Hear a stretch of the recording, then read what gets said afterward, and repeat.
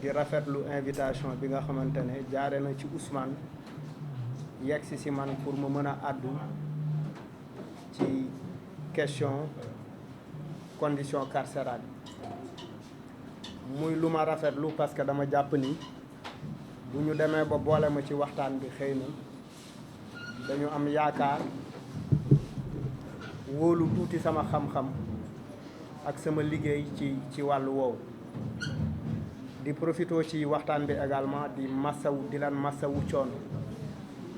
ci li nga xamante ne moom moo leen dal parce que contexte bi ñuy dund contexte bu doy waar la on est dans un contexte de crise démocratique de restriction des libertés on est dans un contexte où en fait nous vivons une situation effectivement que peut-être le Sénégal n'a jamais vécu ñu ngi salfaañe ak joggi ci sunuy acquis démocratique te Sénégal taaram lenn kese la démocratie di kontaan trop di bokk jotaay bi ak Diallo Diop doyen Diallo Diop ndax ñun ñëpp xam nañ ko d'abord à travers Blondin Diop donte ñun amuñu chance gis Blondin Diop di jël photom di ko def suñu néeg wala di ko dessiner ci gox yi ñu ci bërëb yi ñuy liggéeyee yàlla dimbale ma at bi passé benn belge boole ma ci benn film buy wax ci Blondin Diop man ak Felwine Sarr film bi àdduna bi yëpp nit ñi seetaan ko may kontaan ci loolu di wax ni ci li ngeen ñu woo tey lu am solo la ndax ñu ngi ciy yëngu depuis 2005 la ñu njëkk a def une intervention à travers un concert à la prison de Rebeuss bi ñu duggee ci Rebeuss di concert te concert rek taxoon ñu jóg détenu yi seen bopp ñooñu ne concert bi neex na trop wante ñun fii yenn saa yi dañ fi nekk 7 ans 8 ans kenn du ñu àtte juge bi du ñu woo léeg-léeg sax ñu àtte ñu bàyyi ñu après 7 ans ne defu leen dara ñu delluwaat suñuy kër perte li ñu jot a perte Sénégal nag depuis indépendance ba tey musul tabax prison bu bees 37 établissement pénitentiaire moo nekk Sénégal Dakar am ci 8 Thiès Fatick Kaolack Diourbel Louga Saint-Louis ak Ziguinchor am ci 3 Kolda ak Tamba ku ci nekk am ci 2 Kaffrine Kédougou Matam ak Sédhiou ku ci nekk am ci 1 établissement pénitentiaire yi dañ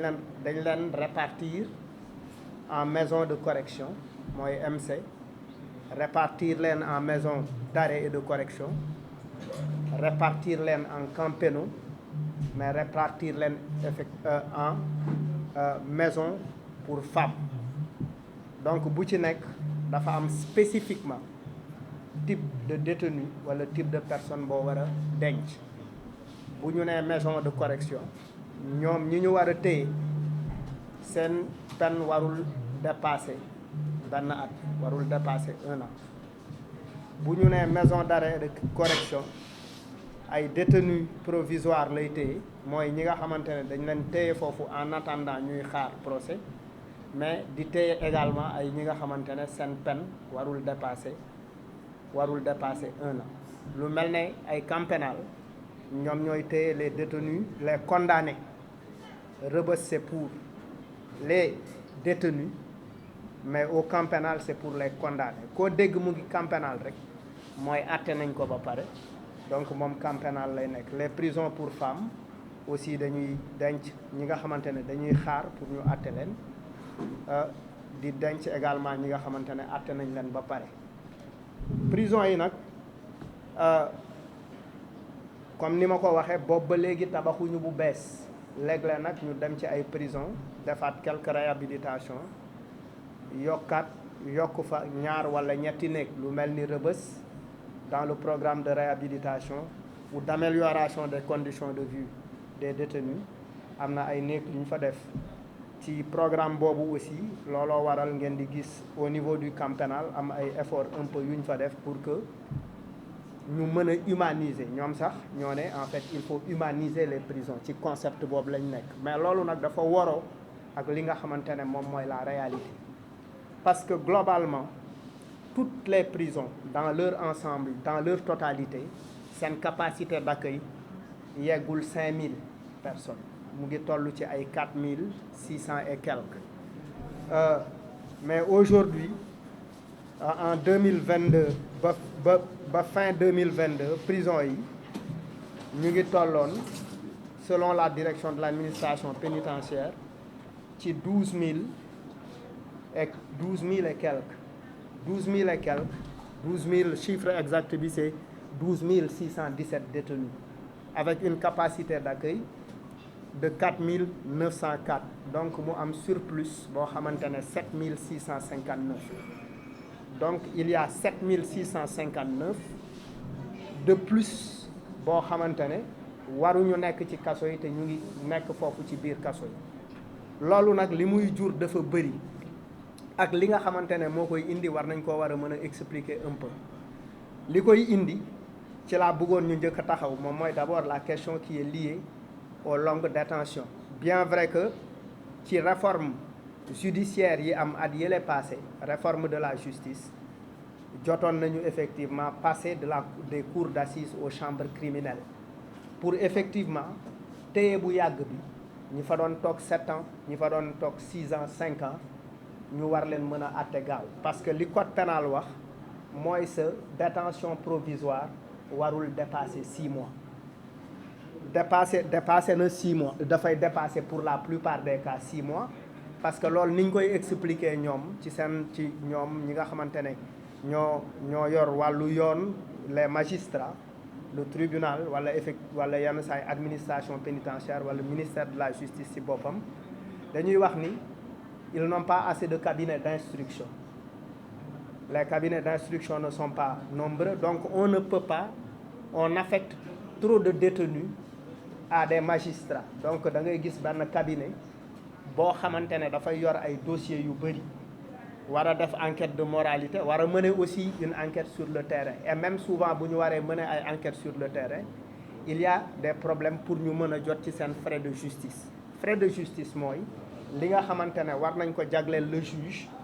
pour mu mën a gaawal enquête am mais loolu pour mu jot ci dafay xaw a compliqué bëri na également ay dispositifs yi nga xamante ne existé na lu mel ne ay bracelet électronique lu mel ne ay liberté provisoire lu mel ne ay médiation lu mel ne ay yeneen dispositif ay peine alternative maanaam nga def dara tooñ état ñu ne effectivement par rapport à ce que tu as commis comme délit war nañ la mën a tëj mais war nañ la mën a yóbbu géejawaay nga bale mbedd yi saxal fa ay garab pour effectivement compenser ta peine bokk na ci aussi bëri na ñu ñuy jàpp pour 1 joint de yamba ñooñu bëri na ñu ñuy jàpp ci ay ramasse fekk si ñoom yamba loo xamante ne xëy na mën nañ ko négocier wala ñu defal la une peine alternative ñu dugal la ci kaso bi loolu bokk na également ci liy feesal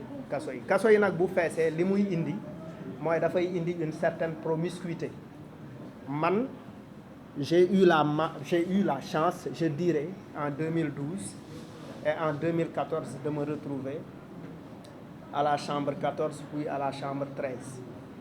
ci benn néeg bi nga xamante ne dafay def 8/6 normalement li fa war a nekk bëriwul mais il y a 80 personnes dans la chambre 80 personnes dans la chambre ou plus de 80 personnes avec une seule toilette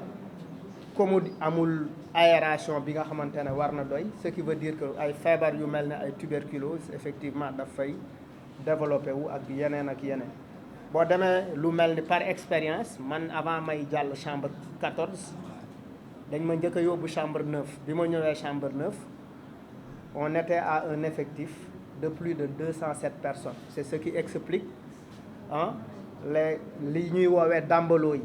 dàmbaloo yi mooy effectivement mooy tàncaloo bi ñuy tàncaloo effectivement am na aussi système u paquetage beeg yeneen donc situation globalement prison yi Sénégal c'est véritablement surtout li nga xamante ne mooy capacité d'accueil bi li mu war a li nga xamante ne moom la àttan liñ ko yenn ak li mu àttan du benn àttanul les prisons au Sénégal àttanuñu li nga xamante ne